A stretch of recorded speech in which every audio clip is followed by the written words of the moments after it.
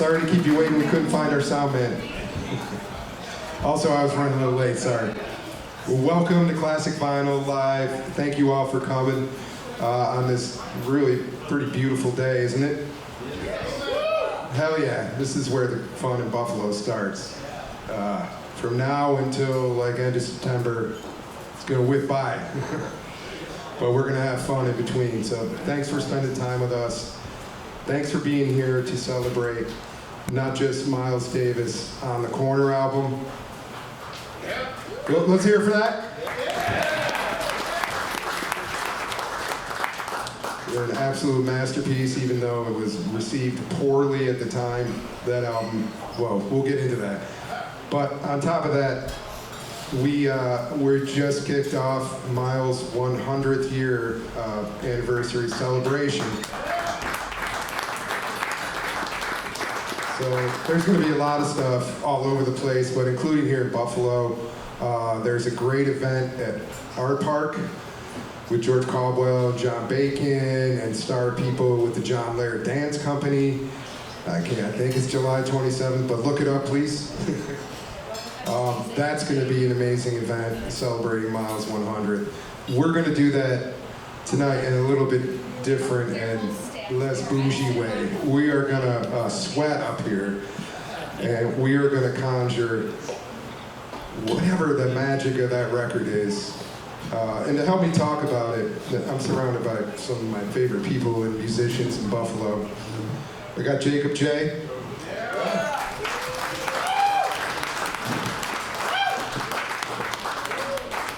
I got Damone Jackson.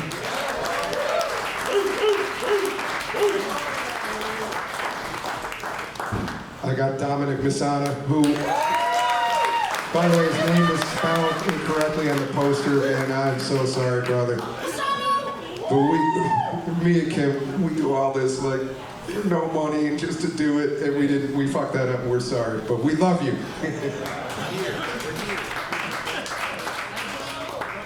Anyway, we are here to celebrate Miles Davis, and in particular to celebrate a record that changed my life, like one I heard at a very young age. I won't go on about it, but I'll tell a short version of the story, and then you'll hear from everybody. But my mom ordered this from the Columbia Record Club back in the day, right? She was thinking it was going to be like kind of blue. So I was about five when this came, and I remember, and my brother remembers too, but she opened that record and put it on, and my mom, she didn't really curse, but it was pretty much a, what the fuck is this? And I'm like, yeah, what the fuck is this? Because this is magic. And a few years later, it's still one of my favorite albums of all time, and it's still like chasing whatever it is in that music that made it what it is. And you never get there, but the struggle for it is what compels us as musicians and listeners. It's elusive, but it's out there somewhere. So we're all shooting for it.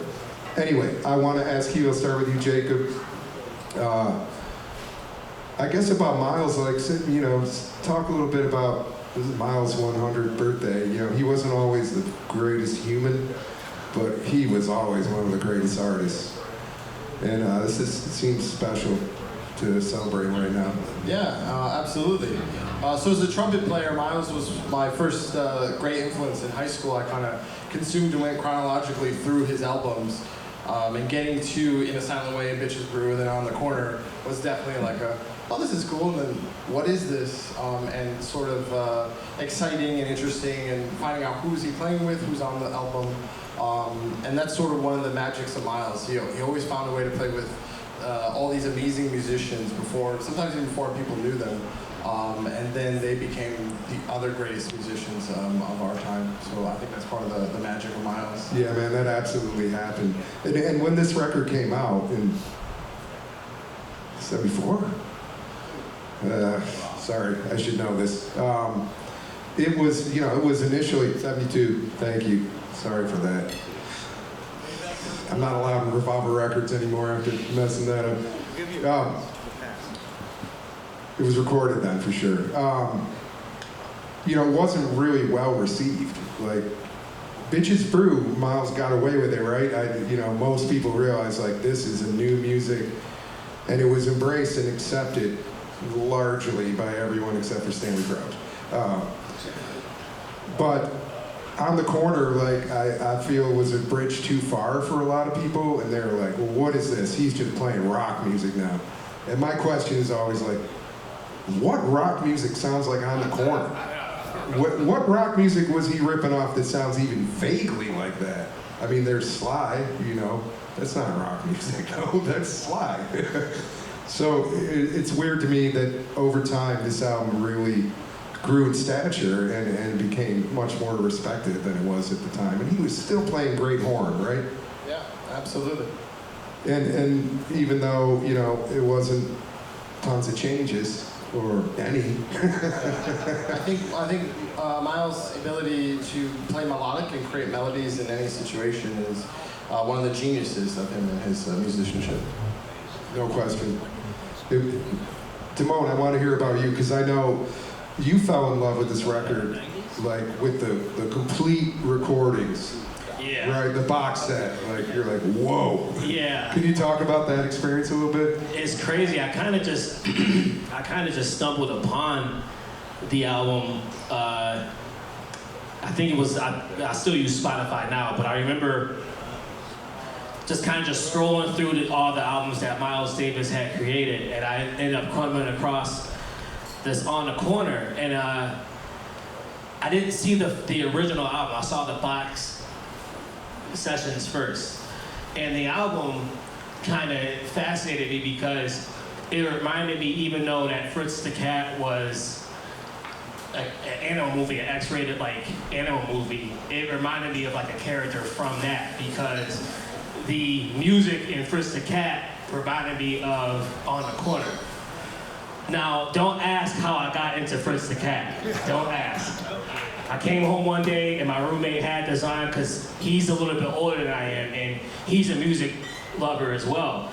And he's like, I remember coming home from a gig or something, and he had Fritz the Cat on, and he said, I know this cartoon is pretty crazy, but don't pay attention to the cartoon, pay attention to the music. I didn't know who wrote the soundtrack for Fritz the Cat, but it was so funky. Like, I never saw a cartoon like that with music playing like that in the background. I mean, this shit was like grungy and dirty and raw and sexy and like gritty and wrong, you know? Like, it was like, man, what the fuck is this, man?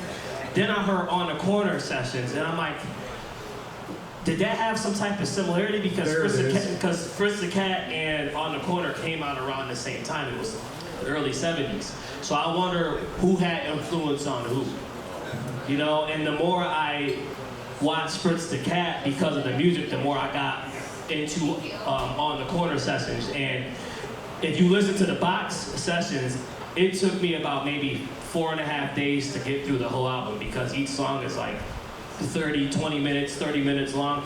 That's what it says on the track notes. I don't know how you can sit there mentally and dissect all that. But if you're a listener like I am, and you have the patience to do it, if you haven't listened to that record, I highly recommend you do it. But do the box sessions, because it's a whole different story. All right, so you probably already listened to it, but man, it took my soul away. It took my soul away. I don't know where my soul is when it comes to, in that regards to music and whatnot. You know, my soul is still kind of in the abyss because of On the Corner sessions. That's cool stuff. Yeah, let's hear it.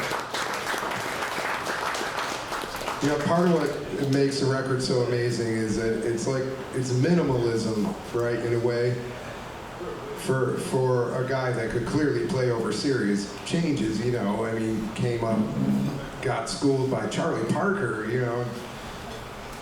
This is crazy, you know, it is. And all of a sudden, this man had distilled it down to the sort of essentials of whatever the story was he wanted to tell.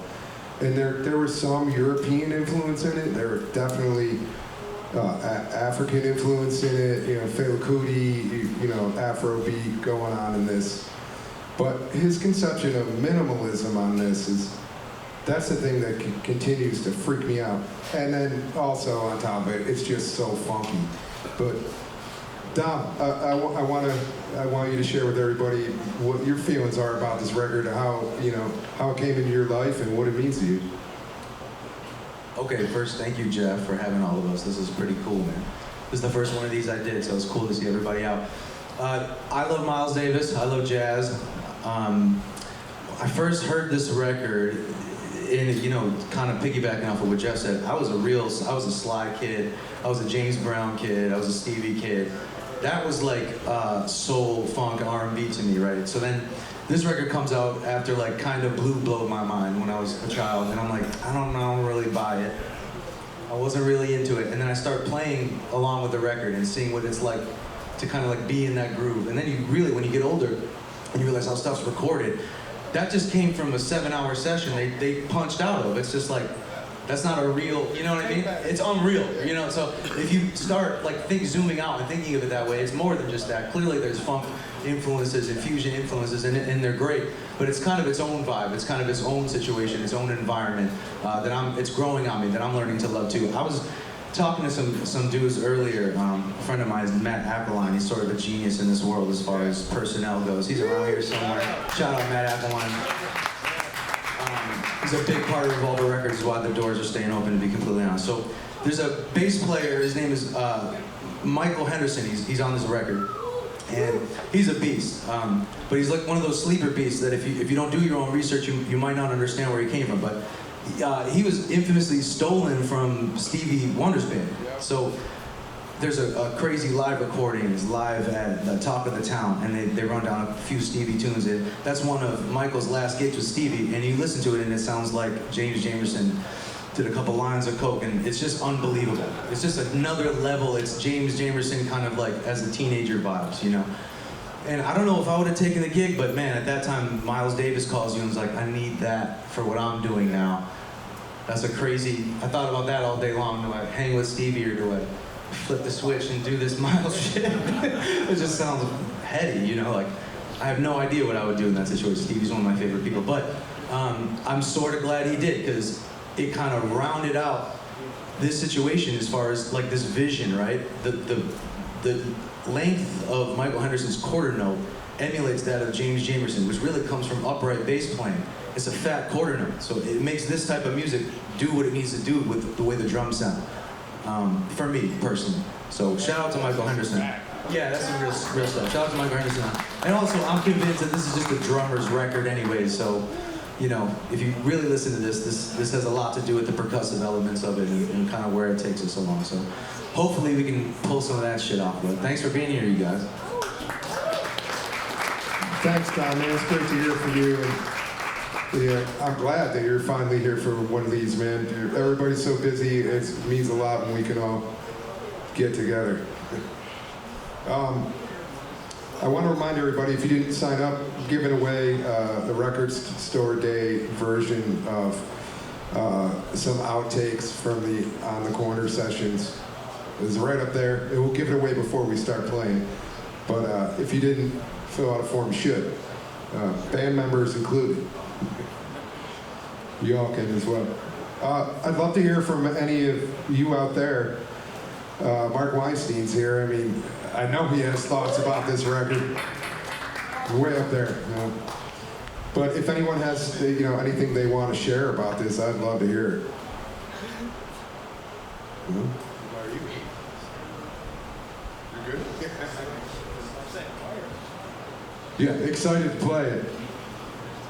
Well, after a while, I guess it's dancing about architecture, so we'll get to it. Jacob, I did want to ask you a little more about, I guess, what you have picked up from Miles, not just as a trumpet player, but maybe as an educator and you know, kind of mapping the path of your life, which is, you know, taking some interesting turns lately. Can you talk about that inspiration a little bit? Sure. I think, like I kind of mentioned, one of the great things about Miles was finding, you know, great young musicians and allowing them to have the space to be themselves in order to grow and then become who they are. So one of the really cool things about this gig is the three of us have worked at the Borderlands camp for the past couple of years, and Zeki Ozai, who's playing on the keyboards with us. And so Zeki is performing this with us. So, you know, learning to, you know, work with young musicians. And I know, you know, Damone, we've talked about this through the camp, how special it's been and how these musicians, you know, not only in the future, but they're playing now. Yeah. And so learning that from Miles and finding, you know, how can I give in that way to our community. So. Yeah, it's huge, and I'd co-sign on that. Yeah, let's hear it for what Jacobson. I co-sign on that for sure, and even, you know, when I was working, when my son was young and started to play, and his friends, you know, Black Satin from this album was one of the first things. I'm like, all right, this is our jam piece. You know, we did an arrangement of it, and like, let's do this. And we got booked to play like at CBG by Anita West, and we were supposed to be a blues band. So we opened with Black Satin. But to me, you know, that is the blues. Whatever, man. Blues is what you defined it as. But you know, so much of this music and what Miles did with his career, it's a kind of blues. He said it, man. I just repeated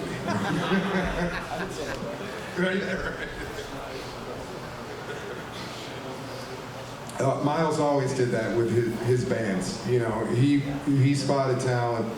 He brought young people into his bands till the end, you know, and even at the very end when he didn't have the breath that he once had, he still found a way to make art, and he surrounded himself with really incredible musicians. And, you know, Mike Stern, let's talk about Mike Stern. Let's talk about Robin Ford, you know, let's talk about Foley.